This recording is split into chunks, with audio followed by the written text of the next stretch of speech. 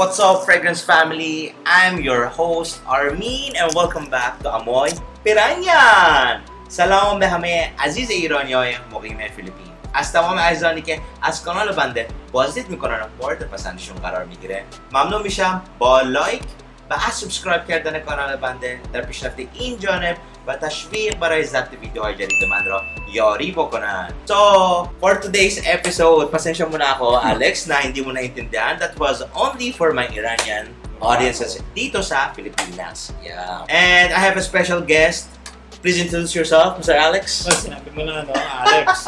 I'm from the channel of Sense, Lifestyle, and Fitness, and part 1 of this video is on my channel, and this is the part 2. Yeah. So I'll put that in the description down below, yung part 1. You can check it out sa YouTube channel ni Mr. Alex from the YouTube channel of Sense, Lifestyle, Fitness. So for today's episode, we're going to review for you, Fragrance family, ang Artisan line ng John Varvatos. So this is the first fragrance that I'm going to show you first. Papakita namin sa inyo ang presentation ng bote ng Artisan from the house of John Varvatos. So this is a very nice freshy scent, bro. It starts with mandarin orange, a blast of mandarin orange, and with the touch of at the background, may pagka-thyme effect din siya, creamy thyme effect. Parang it reminds me of parang naglalakad ako sa beach na sobrang maaraw, I can see the sun, and it's parang may pagka-cloudy effect din, may pagka-cloudy days din, maaraw at cloudy, and I'm having a mandarin orange with the top off dun sa gilid, yung may pagka-fancy na nilalagay nila sa baso, sa beach. That's thyme yung nilagay nila dito. And once nag-hit na siya, hindi na siya nagta-transition sa middle nose, diretso dry down na siya. So yung dry down nito, it's a very woody notes yung effect niya. Nandun pa din yung may pagka-freshy, nandun pa din yung mga freshy notes, pero it's very woody scent yung dry down niya. So the perfumer behind of this scent is Rodrigo Flores Raw. Available siya 75 ml and 125 ml. And this is EDT concentration. Let's take a look kung ano opinion ni Mr. Alex.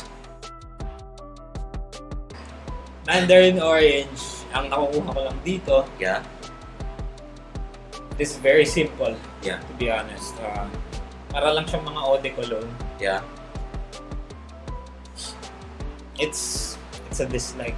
It's a dislike. It's a hate. Okay. It is fresh, yes, pero it's too simple eh. I mean, I'm expecting more from this. I mean, looking at the bottle, sana they made this one a little more complex. Okay. Masyado simple.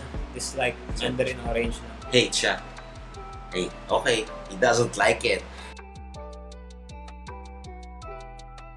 So, maximum projection na nakukuha ko from this scent, easy 1 to 2 hours. Hindi ganun masyado malakas yung projection niya. For the longevity, 4 hours lang. Hindi na after nun, wala na. It just fades away. And for the dry down, you can get decent sillage and scent trail behind. Parang scent bubble lang for your surrounding by yourself lang. Yun lang. So, we're done with this fragrance and let's go for the next Artisan line from the house of John Varvatos. Artisan Black from the house of John Varvatos. So, this was released on 2010 and the perfumer behind of this scent is Rodrigo Flores Raw.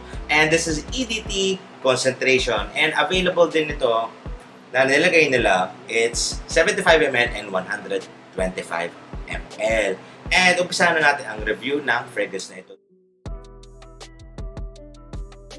This is a blast of blood orange, bro. Talaga? Like very blood orange yung blast nito. And initial spray na ini-spray mo na to sa skin mo, it blast of blood orange and lemon. Yeah. Hindi ganun, nag-overpower yung blood orange dito. Then, sa middle notes, parang may pagka-woody floral effect siya. And after nun, once we hit the dry down, it's just a very parang greeny, grassy vetiver yung scent niya. Very simple composition lang, pero this scent, it makes me relax.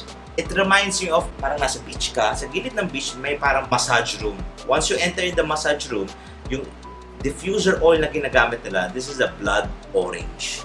Yun yung parang dominant doon na nangangamoy. So that was my take on this fragrance, which is Artisan Black. So, tingnan natin ang opinion ni Mr. Alex from this scent. Let me know your honest opinion. Actually, kanina naamoy ko na yung dry down. So, yeah, this one is reminds me of the top notes lang. Okay. What do you think about this? It reminds me yung kapag pumupunta ka ng beach, Yeah. yung parang mga massage rooms doon, may mga diffusers kasi sila Yeah. na parang amoy blood orange yung dinidifuse. Yun yung natatandaan ko dito. So, parang massage room talaga. Parang massage room Oh. na Okay, that's nice. So this one would be just Like siya or love or hate? hate. It's not, I Hate. don't like it. Wala pa siyang nagugustuhan. So, Wala pa. I'm really sorry for you, Fragrance family. Well, it's okay. Yeah. Maximum projection na nakukuha ko dito, easy 2 to 3 hours lang. Then longevity 4 to 5 hours, and for the sillage is just parang scent bubble around lang. Hindi siya ganun masyado nagli-leave scent trail behind. Yeah, okay lang siya. And that was our take on Artisan Black from the house of John Varvatos. Let's go to the next fragrance. Nag-hype to, bro. Nag-hype tong fragrance na to. This is Artisan Pure from the house of John Varvatos. Yeah, very famous, sobrang sumikat siya. This was released on 2017 and it is EDT concentration. Ang available sa market ngayon, it's 75 ml and 125 ml. And the perfumer behind of this scent, this is Rodrigo Flores Raw. Initial spray na naaamoy ko sa itong scent na to, it's a blast of sour bergamot and sour lemon siya. Very sharp opening ng bergamot and sour lemon. It reminds me of may naaalala kong scent, pero it reminds me of Neroli Portofino. Yeah. Neroli Portofino ng Tom Ford. So imagine mo, ginawa ng John Varvatos. Sa opening yun. Then once we hit the middle note, dun sa middle notes, yung sour lemon niya medyo nagiging dominant na. So yung bergamot nandun na sa likod. It's just stayed at the background. Sa likod lang siya. And after noon, in the dry down, it's very fresh, woody scent. Very good quality fresh siya. It's a niche quality ang ginawa ng John Varvatos. Kakaiba siya. I wanna know your thoughts if how is this scent for you, Mr. Alex? My thoughts. Yeah, your thoughts. So habang nag-aamoy si Mr. Alex, I'm going to tell you the maximum projection, longevity, and sillage from this scent. Maximum projection na nakukuha ko dito, this is easy 3+ hours. Easy. And for the longevity, it lasts 6+ hours. If you apply it on your shirt, baka medyo tumagal. Magpupush siya mga 7+ hours, 8+ hours. After nun, hindi na masyado tumagal. Because it's a freshy scent. Huwag tayo mag-expect as a freshy scent na tatagal sa yung scent sa tag-init. Unless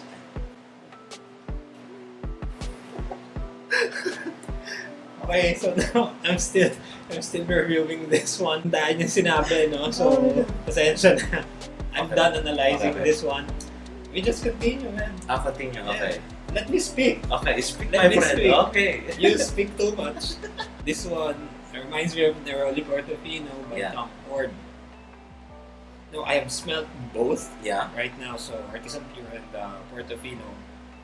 I'd say they are not far off. This would be between like and love. It's between like and love. Between like and love. The only reason kaya parang binababa ako sa like kasi Yeah. parang yung longevity niya eh. I have the same feeling with Tom Ford's Neroli Portofino. Yeah. Sana malakas. Kasi ang ganda eh. Mamango siya. Fresh niya, Very ang niche vibrant quality. niya. Sayang eh. Sayang If hindi niya. tatagal eh. hindi mo po-project. So, True. yeah, that's what I have. That's what you have. So, Between like and love. between like and love. Magbigay ka ng isa. Kasi I think the audience is waiting kung ano ibibigay mo rate dito sa set na. Tingin naman, hindi naman nila hinihintay. Hindi ba Ano na yun, hinihintay? like or love, isa lang dun. Isa lang doon. It's just in the mid. In the middle, yes. Okay. So, papaasa mo si Artisan Pure. Mm. Papaasa. Yes. Okay. So, that was our take on Artisan Pure from the house of John Varvatos. Punta na tayo sa next fragrance, which is Nick Jonas from the house of John Varvatos. So, itong fragrance na to, it was released on 2018 and it is EDT concentration. And available siya 75 ml and 125 ml. And the perfumer of this scent is Harry Fremont. So, initial opening ng fragrance ng Nick Jonas Bro, this blue, blast of melon. Yung melon niya sobrang juicy melon. Siyempre, tumutulong na din doon si pink pepper. So, yung pink pepper niya, with the combination ng melon note, it reminds me of a designer fragrance, yung sobrang sikat. I'll put in the link description down below yung review namin sa Invictus from the house of Pacoraban. So, it reminds me of Invictus. In Invictus, dominant sa grapefruit yun. Pero this one, it gives konting twist because of the melon note niya. Yeah, it's very unique opening. And once we hit in the middle notes, may pagka-marine vibe and I get some herb notes in the middle note. And once we hit the dry down, sobrang creamy sandalwood with a touch of woody notes at the background. And again, may naaalala na naman ako sa dry down niya. It reminds me of Bleu de Chanel. For me, so far, this was a good release from the John Varvatos line. Yeah. Maximum projection na nakukuha ko from Nick Jonas, 3+ hours. And for the longevity, this is 7+ hours. And for the sillage, you get a good sillage with this. And it reminds me of, nakasakay ka sa BMW. Then you enter in a very, let's say, a high-class club. Let's say, BGC. And you enjoy your party. It's very fun and may pagka-playful din tong scent na to. For me, this is instant love. Let's take a look kung ano opinion ni Mr. Alex. For me, it reminds me of parang naka-blue shirt ka, naka-blue car ka, tapos pupunta ka sa BGC to enjoy the party. Parang ganun yung na-imagine ko dito. Really? Yeah. Then you just enjoy the party. Yan. Yan yung nare-remind ako dito. Okay. So how is it? Is it like, love, or hate? It's not appealing to me. Hindi siya appealing. No. Okay. So, For me, it's not. ano siya? Hate? Wala naman ibang choice. So it's a hate for him. Yeah, Okay, it's- so for me, Dislike. this is love. Instant love talaga. So let's go to the next fragrance, which is Artisan Aqua from the house of John Varvatos. This was released on 2014 and it is EDT concentration. And available siya 75 ml and 125 ml. And the perfumer behind ng scent na to, this is Rodrigo Flores Ro. Itong fragrance na to, Mr. Alex, this is a blast of salty lemon in the opening. Salty lemon. Ito yung klaseng salty lemon na parang yung nilalagay mo sa shot. Yung, for example, magsha-shot kayo ng gin or para Di sa ako club. umiinom Ay, di ka umiinom? Sinungaling ka. Bawal daw minors. Ganun ba, minors? Parang yung nilalagay sa gilid ng shot, yung asin, tapos lalagyan mo ng lemon, sausaw doon, tapos shot. It reminds me of that. Yun, parang tequila. Yeah. It reminds me of that yung sa opening. Once it hits, wala na siyang middle notes. Hindi na siya nagtatapos sa middle notes. Diretso dry down. It's a very mossy, balsamina yung vibe na nakukuha ko sa dry down niya. It's very barbershop-y scent sa dry down niya. Ano yung vibe ulit? Very mossy and balsamic. Yeah, balsamic vibe. Talagang it reminds me of parang 80s and 90s classic mga cologne. Yung mga sinusuot ng mga tatay natin. Like Old Spice. Yan, mga Brut. Yeah. Mga old colognes talaga. Old colognes. Yeah. 80s, 90s. So yun lang yung nakukuha ko sa itong scent. Which is Artisan Aqua. Maximum projection na nakukuha ko dito, easy 3+ hours lang. Hindi siya masyado ganun nagpo-project. And maximum longevity, easy 5 to 6 hours. After nun, it doesn't last anymore. It just fades away. And for the sillage, you can get easy decent scent trail behind. Parang it's just like a scent bubble around. Yeah. So this one Yeah. is kind of a, as I said earlier, barbershoppy feel. Yeah.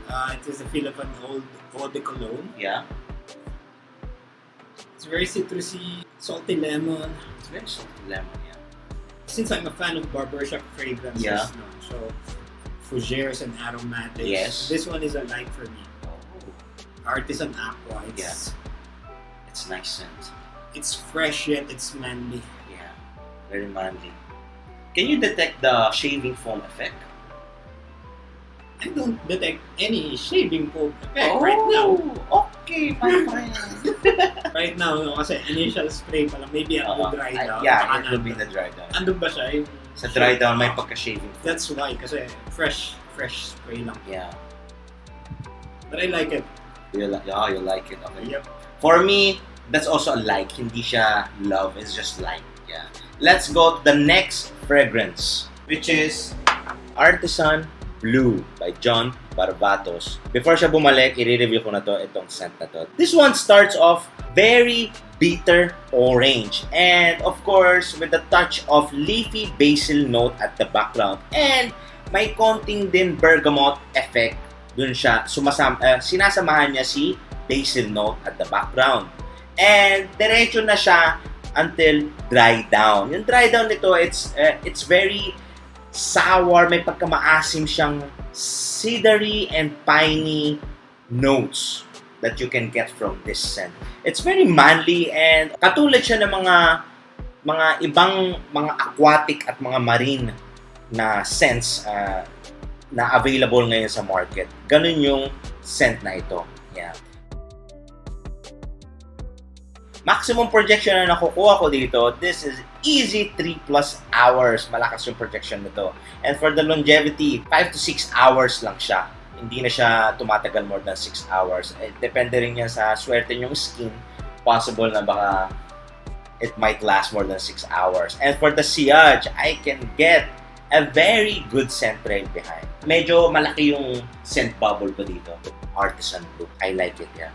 So let's take a look kung ano opinion ni Mr. Alex about this scent. Artisan Blue. How is it? This one is a like for me. It's really blue. It's true to its name. Yeah. Yeah, it's fresh, but Okay. it's kind of sour. Sour. The bergamot is sharp. The bitter orange is sharp. Yeah. They could use a little more deepness with the composition. May kulang. It's Yeah. just me, no? Pero Okay. it's quite pleasing scent, to be honest. Okay. Parang Parang. it's an easy mass pleaser scent.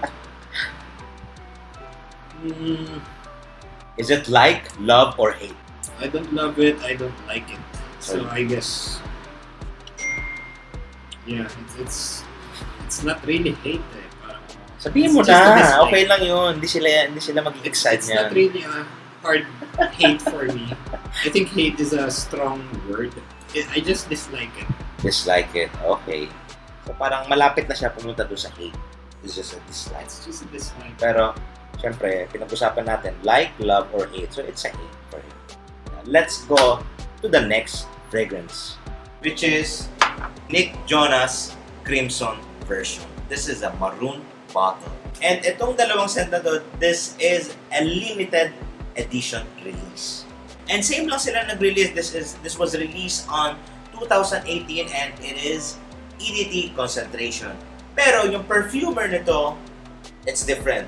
Hindi na si Rodrigo, hindi na din si Harry. Is Carlos Vinance.